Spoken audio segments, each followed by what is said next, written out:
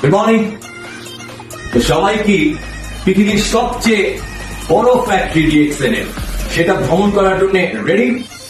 যদি রেডি থাকেন তাহলে অবশ্যই জুলাই 1 তারিখ থেকে 30 সেপ্টেম্বরের মধ্যে আপনি সিডিপেট ফ্যাক্টরি ভ্রমণ করার জন্য যে প্রোমো গাইডলাইন সেটাকে অবশ্যই ফলো করবেন এবং বিস্তারিত প্রোমো ডিটেলস আপনি ভিডিও ক্লিপে খুঁজে নেবেন অথবা পোস্টারে খুঁজে নেবেন।